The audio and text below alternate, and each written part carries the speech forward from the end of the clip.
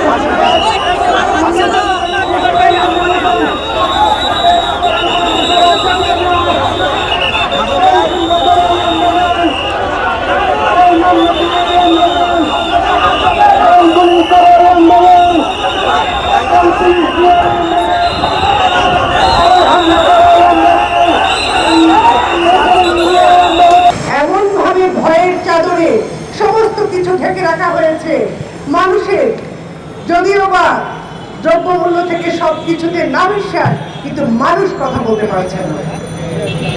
মানুষ কথা বলতে গেলেই তাদের সমস্যা। আমাদের দেশ নিয়ে ষড়যন্ত্র কারা করছে? কারা ক্ষমতায় থাকার জন্য ষড়যন্ত্র করে? দেশের স্বাধীনতা, সার্বভৌমত্ব, নিজস্বতা, সক্রিয়তা সবকিছু বিলিয়ে দেয় কারা? জনগণ পরিষ্কার বোঝে। এই 17 কোটি জনগোষ্ঠীর যে দেশ, কিছু যদি এখন মনেও হয় যে পার পাওয়া গেছে, আসলেই কি তাই হবে? পার পাওয়া যাবে? পার পাওয়া যাবে না। সমস্ত পাপের কিন্তু হিসাব হবে। এই যে মিথ্যাচার, এই যে উন্নয়নের ঝাঁ চকচকে কথা, বড় বড় কথা, এবং খুঁজে কিছু হতে না হতেই বিরোধী দলকে দোষারোপ করা, বাজারে দ্রব্যমূল্য ঊর্ধ্বগতি, তাও নাকি বিরোধী দল করছে। তাহলে আপনি ক্ষমতায় আছেন কেন? বিরোধী দলে যদি দ্রব্যমূল্য নিয়ন্ত্রণ করবে, আপনি আছেন কেন? আপনারা আছেন কেন? মানুষ তো খেতে পারছে না।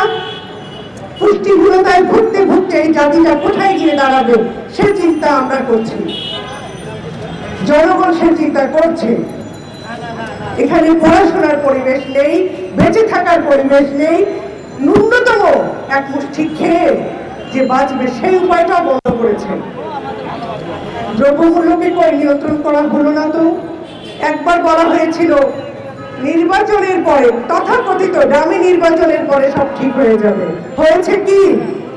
যারা চাল ডাল কিনে প্রতিদিন বাজারে, আমরা সবাই জানি, আমরা কি দেখতে পাই বাজারে কোনো সুব্যবস্থা হয়েছে? একটুও হয়নি। এমন অবস্থায় কি করে একটি রাষ্ট্র টিকে থাকতে পারে? এত বড় জনগোষ্ঠীকে পুষ্টির বাইরে রেখে, ক্ষুধার মধ্যে রেখে কি করে একটি জনগণ, একটি রাষ্ট্র আগাবে?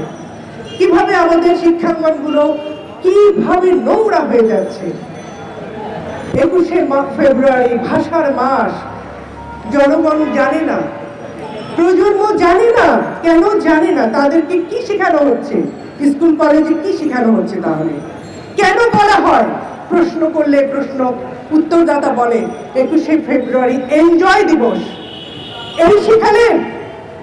এই রাষ্ট্র চালাচ্ছেন যে 21শে ফেব্রুয়ারিকে বলে এনজয় দিবস? সাদা কালো পোশাক পরে আসছে, কিন্তু তার মর্ম জানছে না। এইখানে পৌঁছেছি আমরা রাষ্ট্রকে। এত যে বড়াই করি, কোথায় আছি আমরা? আজকে আমাদের যারা মেধাবী, যারা সচ্ছল, যারা তারা পড়ে, তাদের ছেলে মেয়েরা বাইরে চলে যাচ্ছে। কি হবে আমাদের ভবিষ্যৎ? রাষ্ট্রটা কারা চালাবে? কোন চিন্তা আছে? কারণ চিন্তা নেই। কারণ কি জানেন? রাষ্ট্রটাকে স্বাধীনতা, সার্বভৌমত্ব, সক্রিয়তা, নিজস্বতা দিয়ে টিকিয়ে রাখার কোন চিন্তা ওনাদের নেই।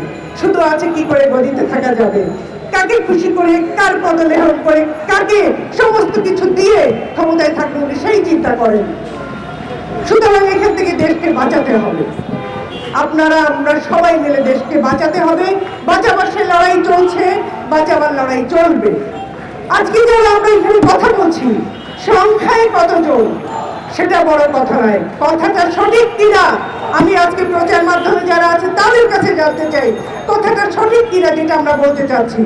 শাসন ব্যবস্থা পরিবর্তন, তথাকথিত দামি নির্বাচন বাতিল এবং দ্রব্যমূল্য সহ যা কিছু কোটি কোটি শত হাজার কোটি টাকা লোপাট হয়ে গিয়েছে, কারা করেছে? বিদেশের বেগম করা কারা করেছে? বিরোধী দল করেছে। তাদের টাকা ফিরিয়ে আনো। এই যে প্রতিবেশী দেশের একজন সাংবাদিক বলেছেন যে একজন কেউ যদি টাকা ফেরত দেয় তাহলেই নাকি আমাদের টাকার সমস্যা চলে যাবে। সেই একজন কে? সরকারি দলের সবচেয়ে বড় পৃষ্ঠপোষক তারা। তাদের টাকা ফিরিয়ে এনে দেশের সমস্ত কিছুর অর্থ অভাব যা কিছু অনটন আছে তা দূর করুন, তবে বুঝবো আপনি সরকার এবং রাষ্ট্রের জন্য ভাবেন। যতক্ষণ তা না ভাববেন, এই রাষ্ট্রে যেখানে আমরা আছি তার সাথে আমাদের শক্তি বৃদ্ধি করে জনগণকে সাথে নিয়ে এই অন্যায়ের প্রতিবাদ করবই। এই তথাকথিত দামি নির্বাচন বাতিল করতে হবে, জনগণের ভোটাধিকার ফিরিয়ে দিতে হবে, জনগণের জনবান্ধব দেশ উপহার দিতে হবে। সেটা যদি না করেন তাহলে জনগণকে সাথে নিয়ে সময় মতো এই আন্দোলন গড়ে তুলব। আন্দোলনে আছি এবং আপনাদের কাছ থেকে এই যে দামি এবং তথাকথিত স্বতন্ত্র দাবি দিয়ে যে ধরনের অবৈধ ক্ষমতা দখল করে আছেন সেই মশলা থেকে টেনে নামানো হবে এবং জনগণের অধিকার এবং কর্তৃত্বপূর্ণ রাষ্ট্র কায়েম করা হবে। সকলকে ধন্যবাদ। দেখা হবে রাজপথে।